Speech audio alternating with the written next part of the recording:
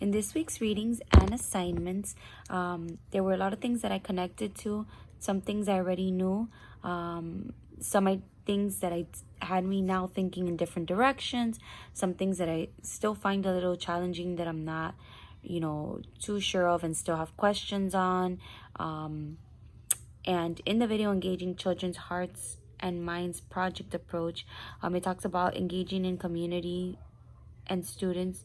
It talks about things such as a fountain project, the recycling project, the skating project, how there's college resources such as mechanics, teaching about cars, teaching about ways to recycle, teaching about x-rays and things of that sort.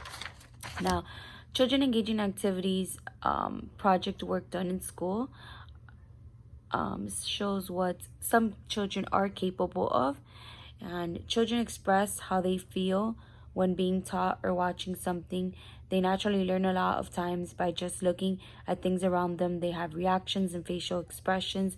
They relate to past knowledge and apply what they know to what they're learning at the time.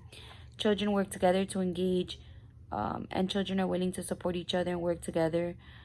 In a lot of classrooms, there are walls with projects, pictures, and assignments that'll reflect the project that they're working on. And these are things that I already knew. Now, the project approach, I did not know that it had the steps of curriculum, social context, active learning, and intrinsic motivation. I didn't know what the project consisted of.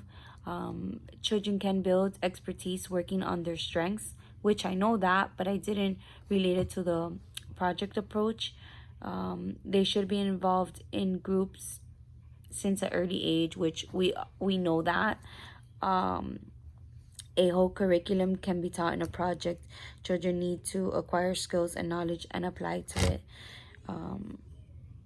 Another thing that I did not know was the way to brainstorm an activity with single words and relating that to the project you're going to do. I still don't understand how that relates and how that can help you set up a project. So that's something that I'm not sure how it helps, or if in fact it does help. Now, developing a mindset and teaching children by drawing and putting teaching them how to draw and put away a project and then bring it out again and show them that things do not need to be rushed, was something that I would apply to my teaching. I think that it is also important to teach children that they do not need to rush through assignments just to please you, that they can continue something tomorrow, do it with time, do it with more thought, and not feel the pressure. And discussing is the importance, and field work is important. Example, having an expert come to the class and explain to the children. We represent things we know and think of, and we want to know what they know and represent. We have to invite children to talk, which helps what they know and separate that from knowledge. So even though, separate their experiences from their knowledge, because sometimes we experience certain things and that's how we build the knowledge. But sometimes we have knowledge but never actually went through the experience. So as you see, there were things that I connected to, things that I already knew and had knowledge of.